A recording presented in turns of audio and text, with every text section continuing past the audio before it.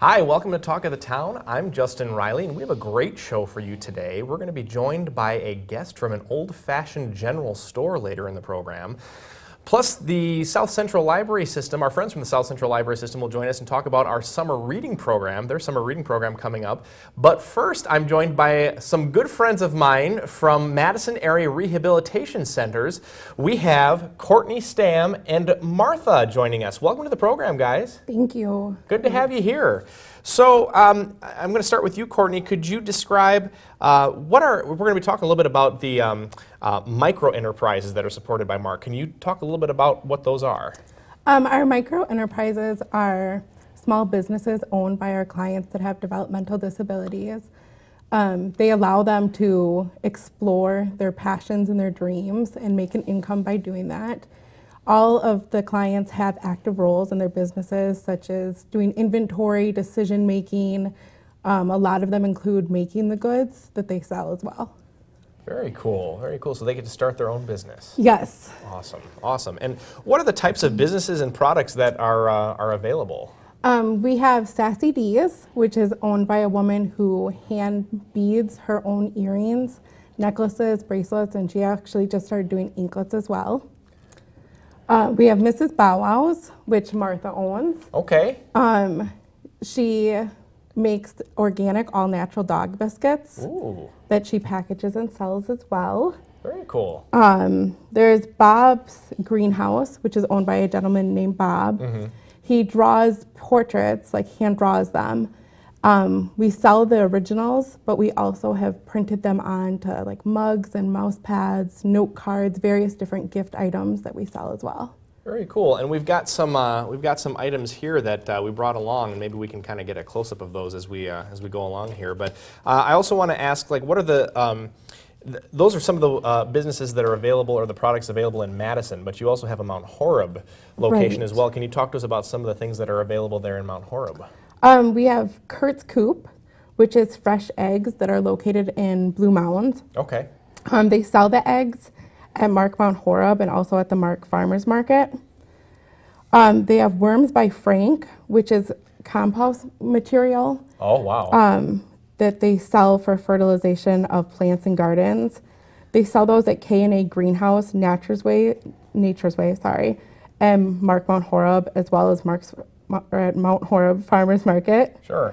Wanna Do Herbs, which is various bath products that are all natural as well. Very cool, very cool. So a good variety of things. And I'm curious to know, where can people go to purchase some of these products? There's 901 Post Road, which is the Mark South location. Okay, so right there at your location. Yes, and then Mark East, which is 66 Buttonwood Court on the east side off American Parkway. We also sell at Malot's, Take and Bake, Lakeview Animal Hospital. We have various luncheons throughout the year, which can be found on our website. And they also attend various art and craft shows throughout the year. Okay, so there's a couple of places around town that you can purchase these, and then they also attend some places, art and craft shows like you mentioned, where you can go and do that. That's very cool. So Martha, I'm curious to know, what is your favorite part about owning your own business? Delivering and selling. So you like the delivery part, where you get to go and talk to people and hand the products off to them? Yeah. That's awesome. And how long have you been doing it, Martha? 8 years, since 2007. And you love it? Yeah. Very cool, very cool. And you make all those things yourself, right? Yeah. Very cool, very cool. So I'm curious to know, Courtney, why would you say, if you could tell people why it's important for people to consider purchasing some of these products, what would you say? By supporting the micro enterprises, you give our clients the ability to realize their dreams and talents and express them in an open market. It also allows them to see the ultimate rewards and benefits of owning their own business and the responsibilities of that. And they're also given financial opportunities that they probably wouldn't in the general job market. Very cool. Well, Courtney Stam and Martha, thank you so much for joining us today. Thank you for having us. Courtney and Martha talked to us a little bit about the micro enterprises available through Madison Area Rehabilitation Centers. Don't go away. When we come back, we'll be talking with our good friend Steve Benchwall from Wisconsin Business World. It's Talk of the Town.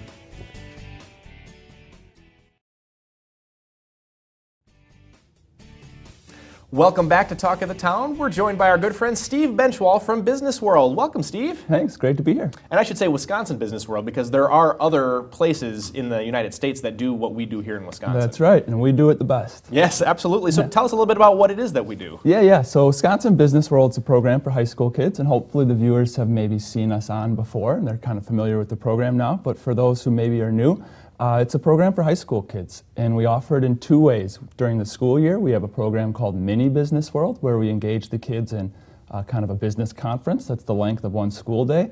And those one-day programs lead up to our summer camps here in June. It's exciting to say that they're only a few weeks away, and that's kind of what we're promoting here today, are those summer camps. Yeah, that's coming up. That's just a couple of weeks away. Is there still time to sign up? Absolutely. You know, I really want to make sure that everybody watching knows that if you have any time available on the 3rd and 4th week of June, that's when our two camps are, that there's still time to sign up, and there's still plenty of sponsor dollars available to help with the camp fee. So the fee won't even be part of the decision to attend, and we'd love to still sign those kids up if they're out there watching, definitely. Absolutely. And you said sponsor dollars, meaning like scholarship type things. Yep, absolutely. So talk to us a little bit about the scholarships that, whether or not there's scholarships still available. So it's a business camp, right? And one of the coolest parts about the experience is the kids are going to get exposed to all kinds of different companies and businesses that operate here in Wisconsin. Maybe some that they don't even realize are headquartered here.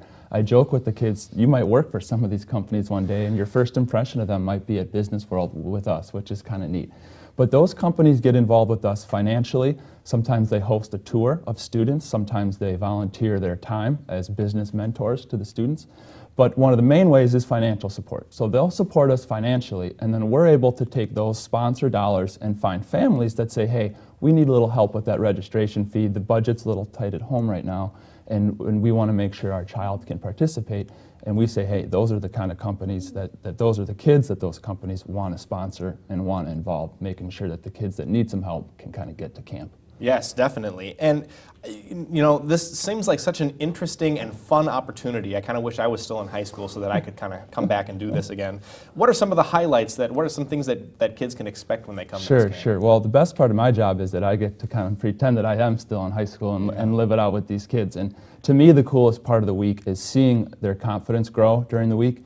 It's Sunday till Wednesday, so I also kind of talk with the high school kids that they don't even need to miss a weekend of their summer to participate. It's just Sunday, Monday, Tuesday, and Wednesday. And they come in on Sunday, and you can tell just with the body language that they don't want to be there. They're maybe mom made me come, or my business teacher twisted my arm. And after a few days of meeting new friends and diving into the experience, nobody wants to go home. And kind of the energy and enthusiasm that they have on the last night of camp and on the final morning of camp when they're kind of making their final presentations is pretty awesome. And it's very contagious enthusiasm, and everybody that's involved with the program just leaves with a smile on their face. And so we're really hoping that anybody out there watching, there's still time to sign up, and parents especially encourage your kids to participate, because it's a real life-changing program. I wonder if you can give us just a quick example of some things that kids have done, and some projects that kids have presented that kind of stick out to you in your mind. Sure. So one of the coolest things about the program is that it's really for kids by kids. So they're thrown in to start a new company, and they have to think of a product to sell. And it's really cool because they take what they've seen in their life experience and kind of put that into practice with some new inventions. And some of the cool things have been, so a lot of these kids are very active with sports. So maybe some sort of a scanning device that if you're injured on the soccer field, we can take a quick scan of your knee and see if it's really hurt, we need to be extra careful with you. But if not, then it's maybe okay for you to get up and not worry as much about putting weight on it, that kind of thing. So a lot of things that are into sports. Another one was an alarm clock that could kind of help you get out of bed in the morning, plays loud music and flashes strobe lights, and it's a little helicopter that kind of flies around the room. So that was another cool one. And of course, with how electronics-based everything is with kids these days, maybe my favorite was the Charge You Up backpack, where you plug your backpack in at the end of the night. And then during the day, it's a charging station for your phone or your iPad or your tablet or whatever you need. And it's a Wi-Fi hotspot. So no shortage of creativity with the kids' product ideas, and certainly some things that we might see on the shelf someday.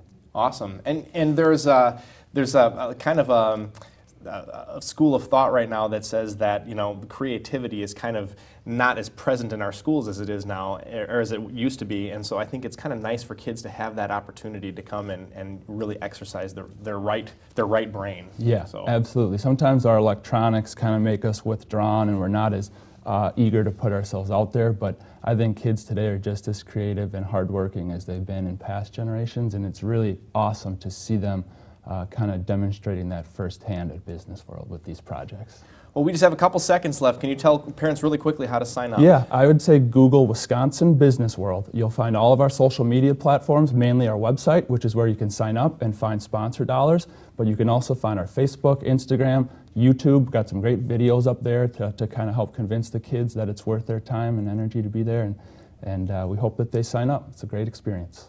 Steve Benchwall from Wisconsin Business World, always a pleasure talking with you. Thank you so much. Don't go away. When we come back, we're going to be talking with Sean from the South Central Library System. He'll talk about the summer reading program. It's Talk of the Town.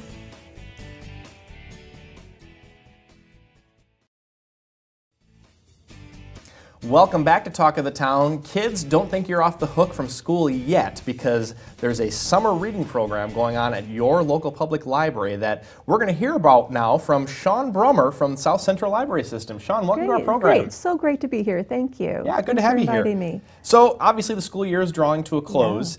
Why is it important for kids to read over the summer? You and I know that answer, Right. but let's tell our viewers why. Sure, I'm happy to. This is something I'm very passionate about because the information is out there. We know that kids need to read all year long at school, but it's really important that they read throughout the summer, because kids who don't read throughout the summer, they can lose their reading skills. They can lose up to 2 months of their reading comprehension. So that means they go back to school in the fall at about their April reading levels. And we don't want that to happen, because if kids don't read over the summer for several years in a row, by the end of 6th grade, they can be 2 years behind their classmates who do continue to read for enjoyment over the summer. Absolutely, and it's really a muscle. We like to think of it as a muscle, right? Right. Yeah. Our brain is a muscle, and we need to keep practicing. We need to keep using it, and we need to keep reading and learning all year long. Yeah, always keep learning. So what can kids and families do at their public library this summer? Sure. What are some things that you guys are offering? Sure. Well, you know, the library offers programs all year long, but in the summertime, we really pull out all of the stops. That's when we run a summer library program where kids can officially sign up for activities and for some great reading activities to do. You can come to the library and do programs and really connect with friends and neighbors.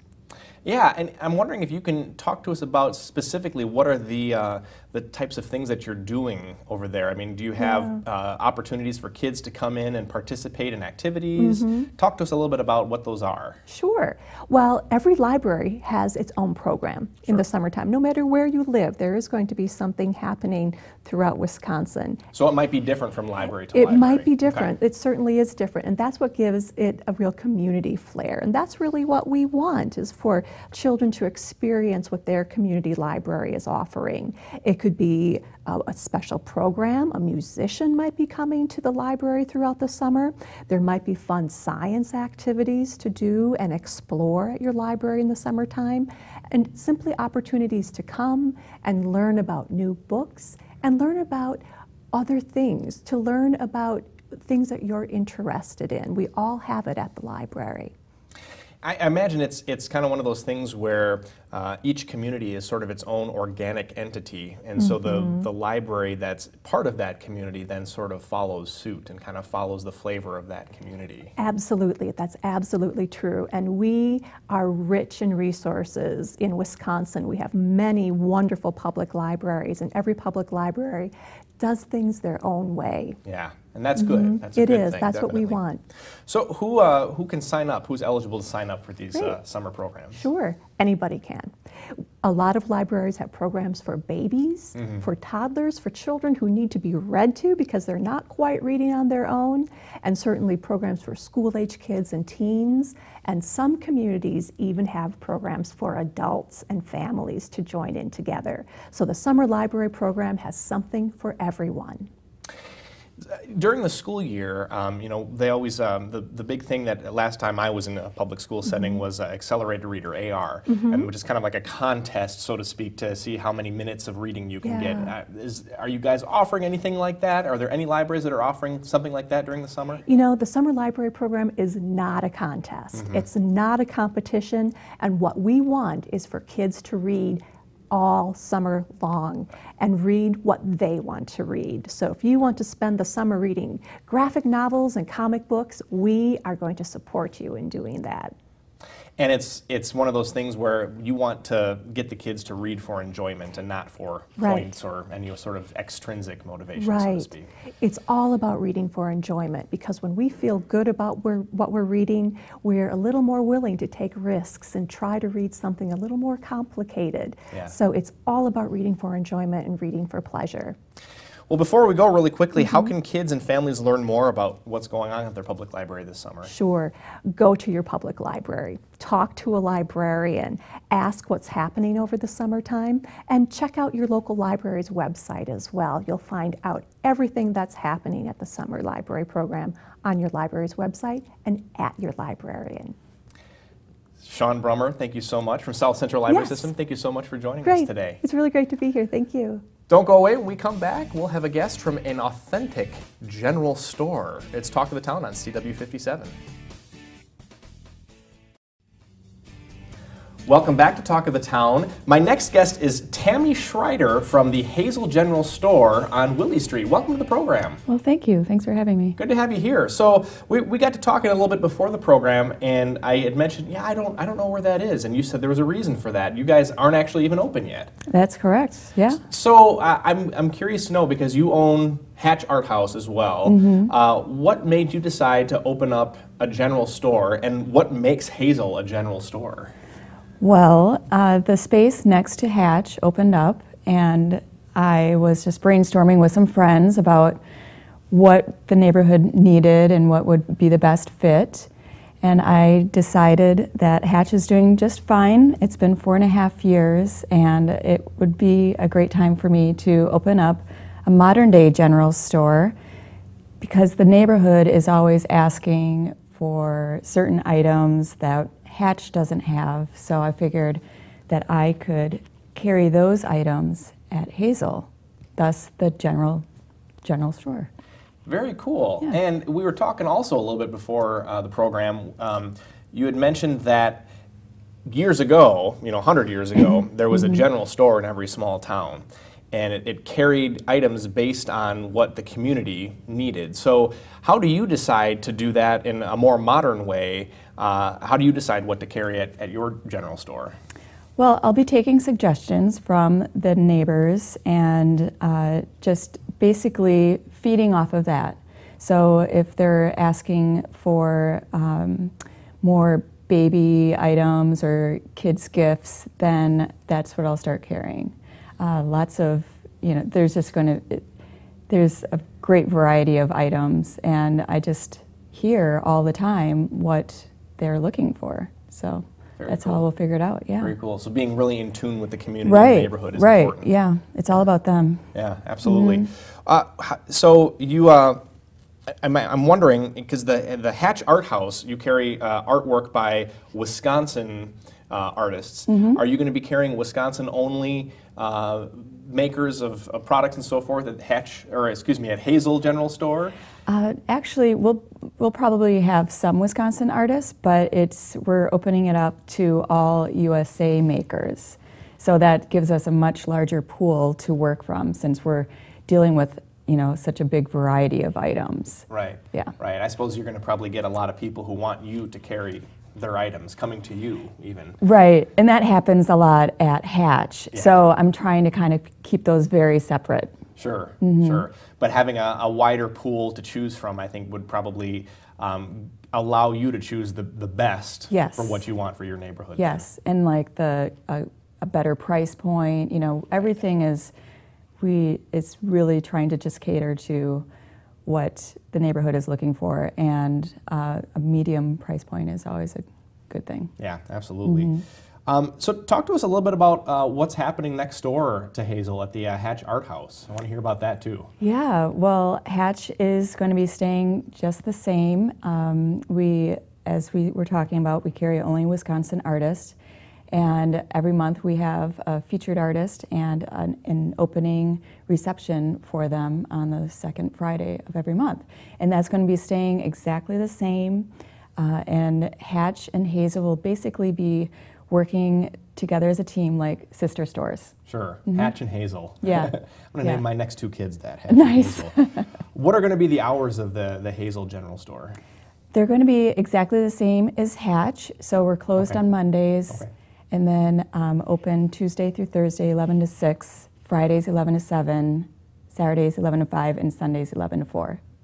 So some pretty good hours. That's good. Yeah, That's great. Yeah, I just need one day off. Right. Oh, sure. Yeah, of course. So I'm curious to know, before we go real quick here, how did you get into the whole business of the Hatch Art House? How did that start? Wow, that's a good question. Well, I have a degree in art, in painting actually, and it's been something that I've always wanted to do. Before this, I waited tables for a living, basically, and then I would do my painting during the day. And I really wanted to open up a shop that was a really casual, friendly environment that any artist felt comfortable going into, and not just artists, like just somebody off the street, they wouldn't feel intimidated by walking into Hatch. Right. And that's why it's an art house, not like a fine art gallery. Right. So it's, more casual and inviting. Tammy Schreider from the Hazel General Store and the Hatch Art House, thank you so much for joining us today. Yeah, thanks for having me. It was fun. And that's all the time we have for Talk of the Town. We'll see you next time.